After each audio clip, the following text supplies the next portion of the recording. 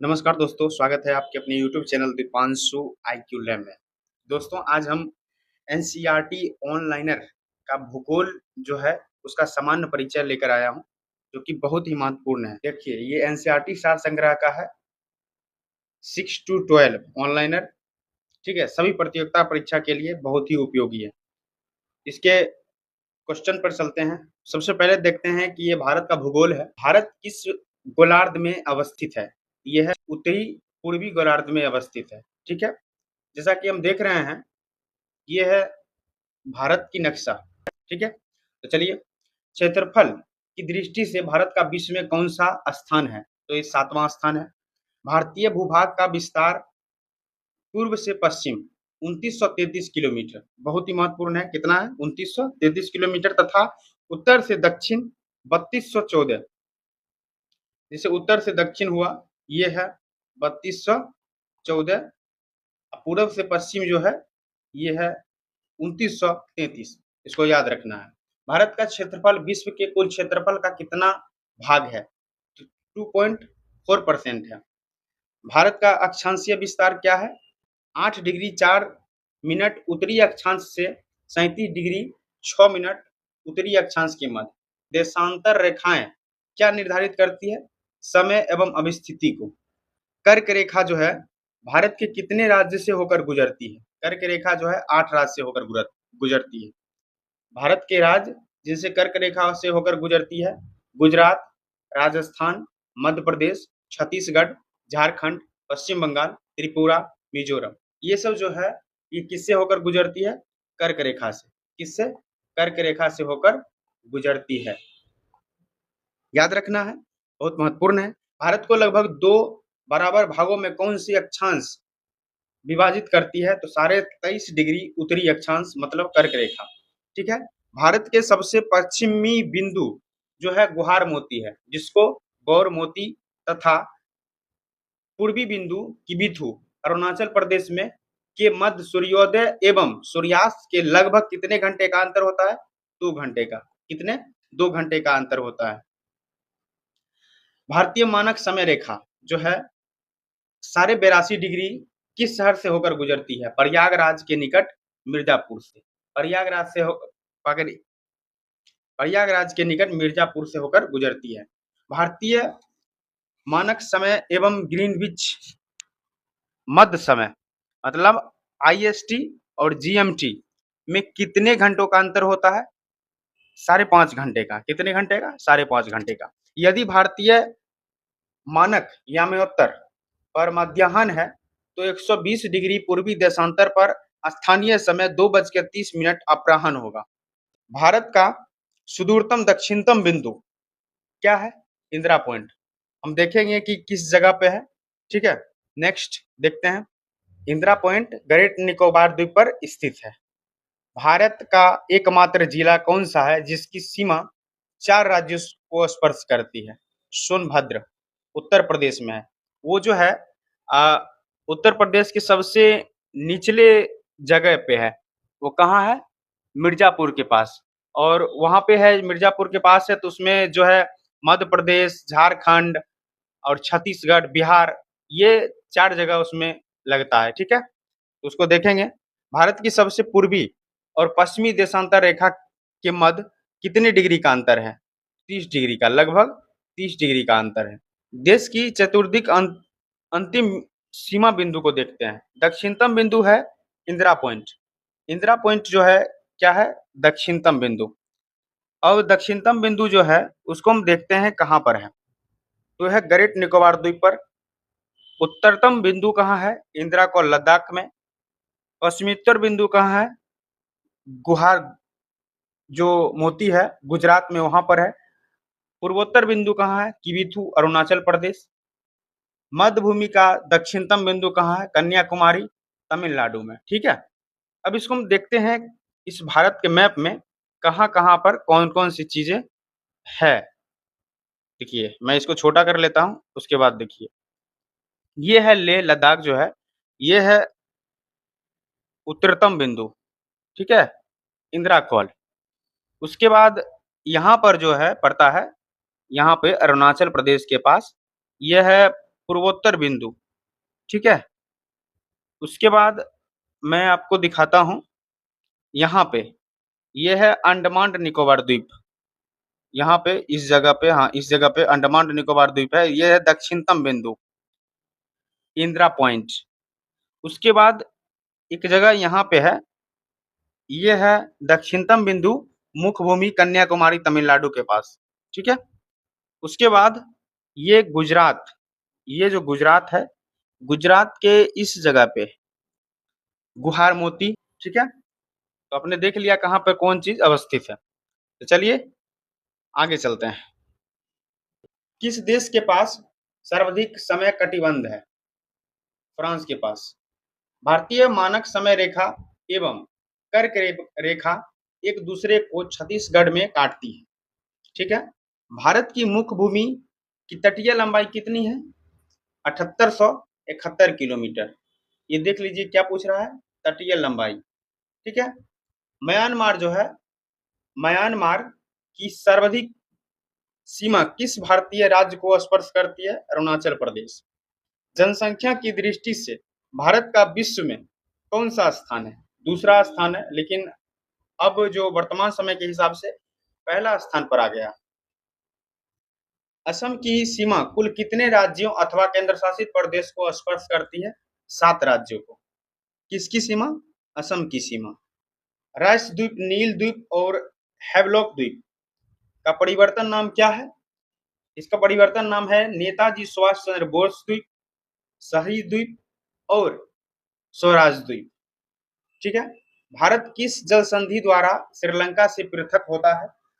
तो पाक जलद मरुमध्य, ठीक है। उसके बाद है भारत का कौन सा राज्य तीन ओर से बांग्लादेश की सीमा से घिरा हुआ है? त्रिपुरा, ठीक है। उसके बाद देखते हैं भारत के महत्वपूर्ण चैनल। 9 डिग्री जो चैनल है वो लक्षद्वीप और मिनिकॉय के मध्य है। 8 डिग्री चैनल जो है मालदीव और मिनिकॉय के मध्य है। ग्रेट या महान चैनल जो है सुमात्रा और निकोबार के मध्य। पाक स्टेट जो है वो भारत और श्रीलंका के मध्य है। महिमा क्रीक जो है वो एक पतली सी निवेशिका है जो मुंबई में है। कच्छ की खाड़ी कहाँ है? पश्चिमी गुजरात। खंबार की खाड़ी पूर्वी गुजरात, नर्मदा और ताप्ती का मुहाना।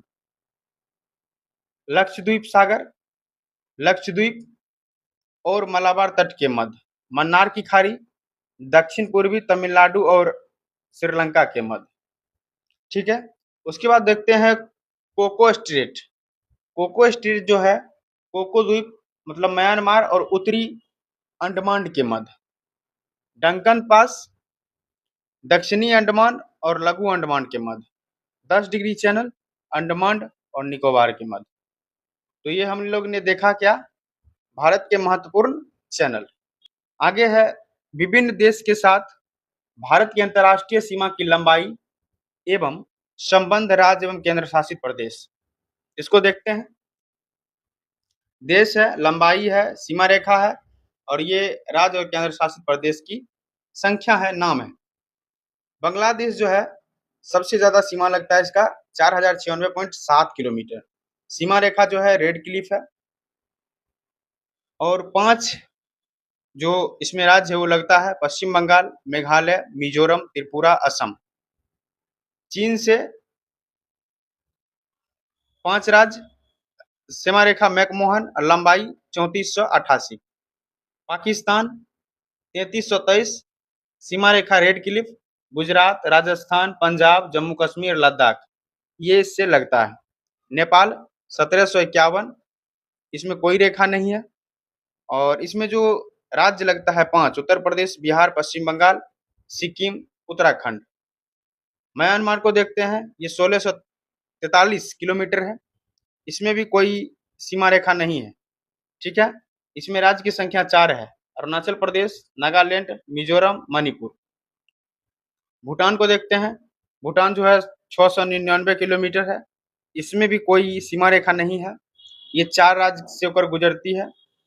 4 राज्य इसमें लगता है पश्चिम बंगाल, सिक्किम, अरुणाचल प्रदेश, असम।